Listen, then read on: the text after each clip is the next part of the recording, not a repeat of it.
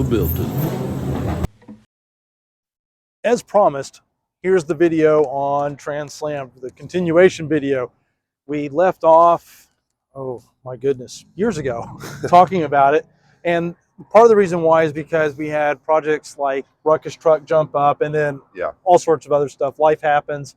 And so we left off. And the last thing we did was the fender bracing on the inside. Yeah, talking about the fender bracing. And obviously, things have progressed quite a bit. The fenders are braced. Yes, they are. They are. And so as we were talking about in our last video, as you just saw, we promised that we were going to pick this back up. And so that's what we're going to do. Today, we're going to talk about several things. One of them is being the backstory with Bo Darvel. And as some of you may or may not recall or know, that is the main character in one of our favorite car movies. I'm not sure if we should say the movie. Oh, I'm going to say it, Smokey and the Bandit. I don't care what they do. Okay. They can say anything and do anything they want. It's Smokey and the Bandit. So we've always loved the genre, right? I mean, who doesn't? What car guy doesn't love the ripping across the Southeast to get a bunch of Coors? Yeah, and get it to Georgia in time. Get it to Georgia for Big and Little Enos. Yeah, for sure. All right. So our backstory picks up where the first movie leaves off. So in our mind, the second movie should not be about an elephant going across, I don't even know. So many years ago I saw that. I don't even remember that movie. I don't even think it should exist. It's about an elephant. And anyway, we're not even going to talk about it. No, we're not. But our backstory is, after Big and Little Enos, after he got him the clam chowder or whatever it was at the end of the movie, that the next thing that they have is they want him to race in the 24-hour Daytona race. The Rolex 24-hour Daytona. Because it's right there in their area, and Bo Darvel, his whole thing is, I'm the driver, man. I can drive. And so what better bet for the next bet was he could not set the track record in a car that they put together for him to run the Camel GT series. So if you're familiar with the Camel GT series, it was really the premier road racing series in the late 70s, early 80s. And so we built this car. So all the decision making about this car really kind of revolves around this idea that this was Bo Darvel's car and that he raced it in the Rolex 24-hour series. And we wrote a whole cool story. Matter of fact, someone should make this movie too. You can go on to, I'm sure we'll put up a link, but I wrote the whole backstory where he's trying to see if he can set the track record. And he's mixing it up with the Porsche 935s. And so anyway, that's sort of what a lot of the things here, whether it's the livery, whether it's all the Aero mods we did, whether it's the Turbofans, the splitter, the giant rear diffuser, all these things kind of say Camel GT series, late 70s, early 80s. And so the only thing, okay, so this kind of started with something that I saw on the interweb a couple years ago before we started building this car, and it was this thing called the Silverbird. The appliance wheel Silverbird, built by, I think his name's Herb Adams. And this car was the most jaw-dropping thing I'd ever seen. And you'll see a lot of the DNA of that car in this build. It's the only road racing Trans Am of that era that I'd ever seen. And when Lee and I saw it, we were like, oh my goodness, this car is ridiculous. And so could we build a street-going tribute to that? And so all that is wrapped together in one here. And then Lee and I, we just get tired of cars that are not fun to drive, as they're too much of a race car, or they're too difficult, or they're always breaking. Going back to this lessons learned from Scraptona. So, and another thing about this, it really, the DNA, the bones, the foundation of this, of course, as we may not have mentioned, I know we've mentioned it before, but not in this video. This is a Z06, a 2004 Z06. Yeah. And we were thinking at the beginning, we wanted to make some sort of vet cart. And then, well, look, so the vet cart thing is so cool, and I've always loved it, but they're ugly. If you've ever looked at one, I'm like, man. So let's take this whole idea of a vet cart and make a vet cart with style. Yeah. Let's turn it on its ear. We'll use our ideas that we've already kind of employed as far as race cars and how they're built, and let's just take that and let that be the base. And if you are familiar with the C5 vet car, you know that these cars are some of the fastest cars on a track that you can put together. Oh yeah. And it's pennies on the dollar. It really is, especially if you find one like we did that was wrecked. Yeah, damaged. exactly. We got an excellent deal on it. Yeah, And then, you know, like Michael said, we did the backstory, and that is what gives us the focus. So yeah, vet cart with style, but what is that going to look like? What is the vet cart with style going to be? Oh, yeah. Okay, the Camel GT, and then why? Why is it this? What's more iconic than a Trans Am? And also, let's talk about the bird on the Yeah. hood. So if you're familiar with the Phoenix, you know, this is not a Phoenix. This is our own creation. We kind of paid tribute to the Phoenix, but said, what would be on the hood of this car? Was an actual screaming chicken. What would right? Bo Darvel want to throw Yeah, on Bo there? Darvel would want an Screaming actual chicken. He would love the idea of a screaming chicken on the hood. And so that's what we did. We turned this into a rooster. And we'll talk about how we did the graphics package and the paint and all of that. Yeah, on another video. Yeah. So as far as the car, I guess I'll start in the front, right? So we've got the splitter here, all the Aero mods that pull air into the thing. These canards right here. This is a really great functional piece. And then these extractor vents. So if you look real close, you can see that the air has this beautiful smooth transition away from the tire and then exiting out the extractor vents. And then before we go to the back, let's talk about these turbofans. So turbofans to us are some of the coolest things that they ever put on cars. What they do, if you've never seen these, and they were pretty prolific in the late 70s, early 80s. They're in them on the Porsche 935s, a lot of the rally cars. But what they do is they pull air out from under the car, they scavenge turbulent air, and they pull it right past the brakes, which is where you want it.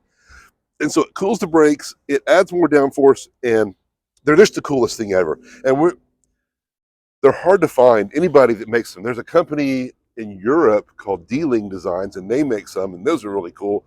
But most of the time, if you're going to buy a set of these, they got to be custom made, and you're going to spend cubic dollars, $1,000 to $2,000 on a set. So we're at like, least. you know what? We should figure out if we can build a set. And so we made a set in cardboard first. Yep. We've got video of yeah, that. We didn't want just a flat one either. We love this idea of the cone shape, and the cone shape is more efficient as well as far as slinging that air out. So we worked on the files and got a file. Well, first thing we did was made it out of cardboard, just with scissors, and said this is the basic shape. And then we took that basic shape to figure out how much of a pie we needed to take out to get that cone shape. And then we said, okay, to make this work, we got to have louvers, and then we have to have a face. So they're actually three pieces. There's a ring here that holds it in place. Then there's the face of the wheel, and then there's the fan, So there are three pieces: the fan, the face, and the ring. And all together they work. And man, we were just so excited that we pulled it off. Yes. And they're fully functional and they work really well. And we've actually had them out on the track. And man, they were this last track. But first of all, you see all this brake dust all over them. I mean, they were definitely doing their job, earning their keep. But they were hot, man. They were warm. Yeah. They were throwing that air out. And it was really working. So because they were warm, that means that the brakes were even less warm than what they were. Because they were radiating that out. Yeah, exactly. Pulling it right on out. So it was really awesome. So the next thing, as Lee mentioned last time, we shortened these doors, and so that was going to be an issue. Oh, and by the way, we love unique ways of getting in the car. So we made these foot pedals. Made just a piece of round bar that pulls on the actual latch inside. It works really well. But this right here is another one of the triumphs of the build. These are our polycarbonate side windows, and we made them so that they can pull out. So I'll pull one of them out. Get ahead of myself here.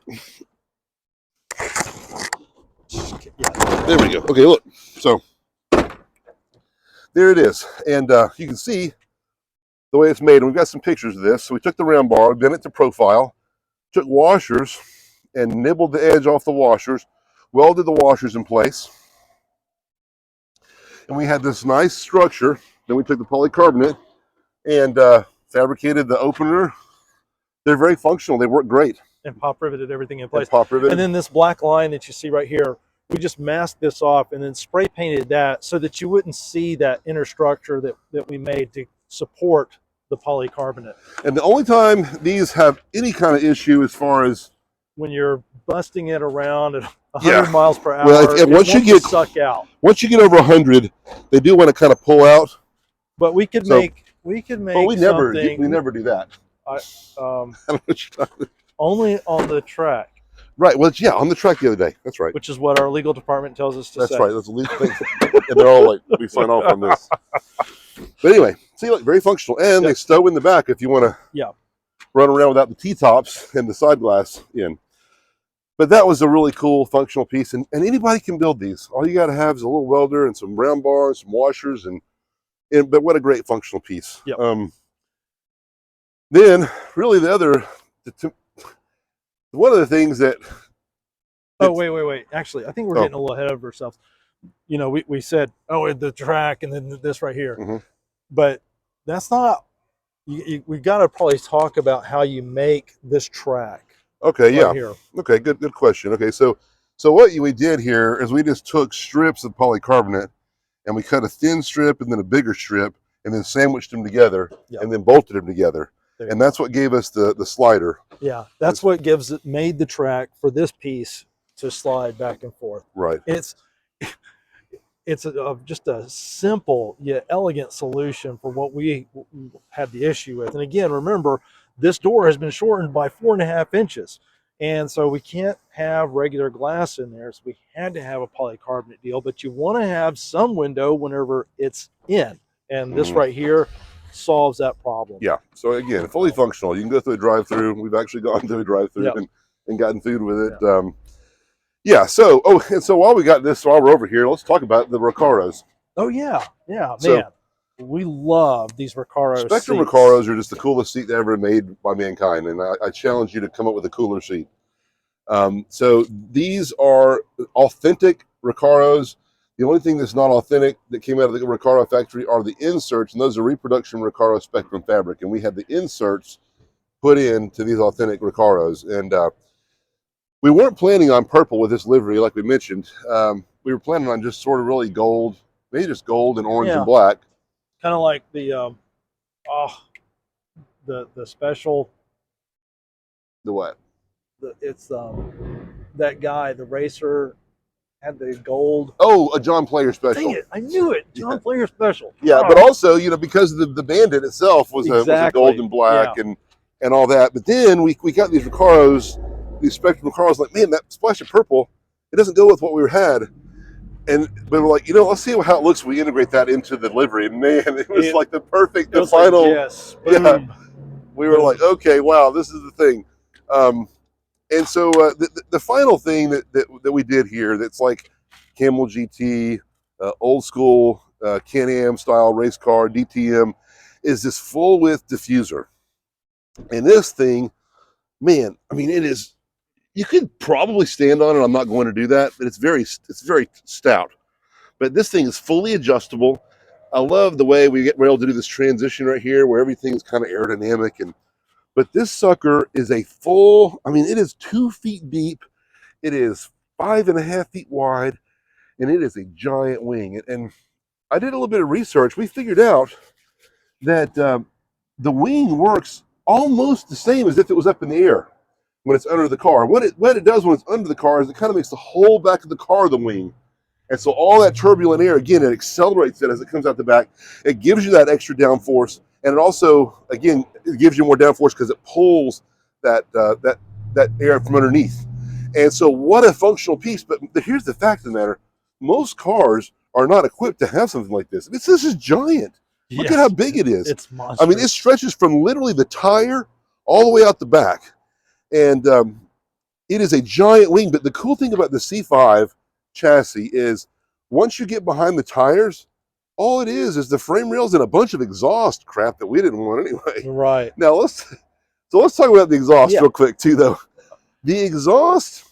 Guess what? You can't weld to titanium. Oh, I forgot all about that. Yeah, so we're gonna use as much of the C5 stuff as we can, and so we're gonna weld the pipes that go over the axles, and when I went to weld it, it was like the 4th of July. Like I had a sparkle. And I'm like, what is going on here? And then I realized, I picked it up and I was like, whoa, this is really light. It's titanium. That was one of the things on the C5 Z06, they used titanium. And I was like, okay, that's not going to work. So we had to fabricate some pieces to come off from over the wheels back. And we built this sort of boom tube can. And this thing, it sounds like the devil's chariot. I mean, it wails. It wails. And it is such a sweet sound. But you're just not going to use the radio. No, you're not going to use the radio or have any meaningful conversations. Well, yeah, so we've got, oh, is that a cop? We've got a radio, right?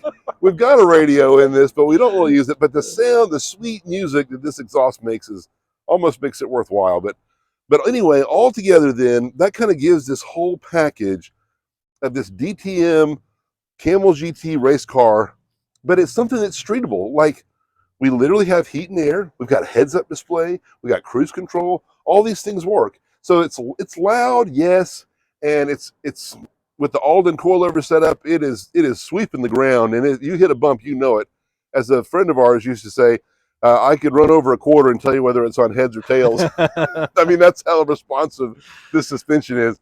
But yeah, this thing, it really checked all of our boxes. It is such like a race car, but yet it's very drivable.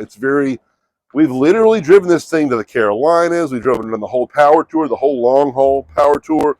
We've driven it to Kentucky for LS Fest. I mean, it loves to travel, and then it loves the track. So trying to find that balance is very difficult. Yeah. Yeah, when we drove it to the Carolinas, that was for the Hot Rod Magazine, a Hot Rod Magazine feature. Yeah, and you can Google Translammed and find that article on the Hot Rod article they did on it. Yeah. But that was a lot of fun. Yeah, and so this car just continues to deliver miles of smiles, and we just love every minute of it. Yeah, and so one of the things that we did also, we talked about the paint. And I guess actually we've got the time. We might as well go ahead and cover that as well.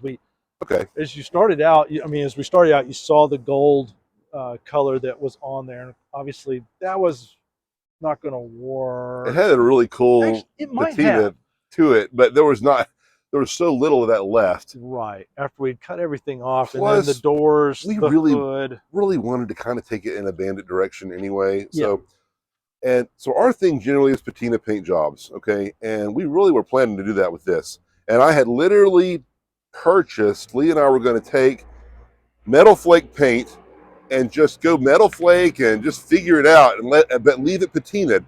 But the guys that we share our building with, they are paint guys, and they said, you know what, we can help you with this. David Matsky and his son Austin, Shelby Tire, they were like, we can help you with this. So Lee and I did the body work with a little bit of instruction from David. Then we did the priming ourselves. We completely primed it ourselves. And then David sprayed the black for us. And then on top of that, then we had a really great professional dude up in Michigan. We were up there for Autorama, Steve J, right? Yeah. He buffed it. And I tell you what, buffing makes a huge difference. But this thing, we were not planning on going shiny with it, but I'm still glad we did. It's dirty right now. It's filthy. Even though it's dirty, it still looks good. Yeah. So, yeah, we did that, and then of course we laid out the graphics, and that was a lot of fun. It was very challenging. One of the mistakes, and this is a little pro tip, whenever you go to get your vinyl, don't go buy some Chinese vinyl. We thought, man, it's just such a good deal. It's got to be great because we wanted a metallic. Yeah, we wanted a metallic, and man, we had to redo the orange because the orange faded. Yeah. But when we did that, we took the opportunity to redo the orange in reflective, not just metallic. And this thing looks like a police car or emergency vehicle at night. It looks awesome at night. So that's kind of a cool thing. It was a win. It turned out really well for us. Yeah, but I think we've got a video of us putting the graphics on. And we've been doing graphics for years. Again, like we've said, TredWear's a graphics company. It's what we do. And so the graphics, like Lee said, were challenging, but man, the final result was just so nice and so much fun. Amazing. Absolutely amazing. And then, of course, it's not a race car unless it's got tire letters. Absolutely. So we threw those on, and Thanks also to our good friends at Continental. They hooked us up with these extreme contacts, and man, they Tell you are what, amazing. this has been 2 track days, and probably we put 10,000 miles on this car, I would say, Yeah, or close to it. They're still in great shape. Yeah. You know, and I mean, we're not easy on the pedal with this one. No. So really pleased with those. So we covered just about everything. I think that covers this build. I mean, Yeah. people might have some questions about it, and if you do, man, we did not talk about one thing that we did say we were going to talk about, which is the mono wiper. oh, the mono wiper, yeah. So the mono wiper. So if you're going to have a daily driver, it's got to have a windshield wiper, right? And so we engineered this mono wiper from bits and pieces from an old Tahoe that was out back, and I'm really pleased with the way. And a lot of race cars have a mono wiper, right? Because if they're doing a 24-hour race, it rains, rain or shine, you're out there. Yep. And so yeah, so that was another one of the final pieces to this daily driver idea, is to take the time. We engineered a wiper, and really glad we did. Once again, it works and it does the job.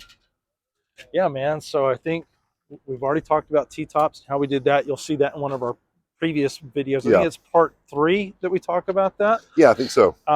We've talked about paint. We talked about the livery. We talked about the backstory. We talked about the turbofans, the Aero on it.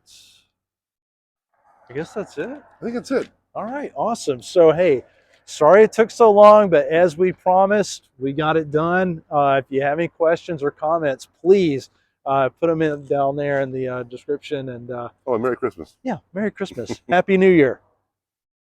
Awesome.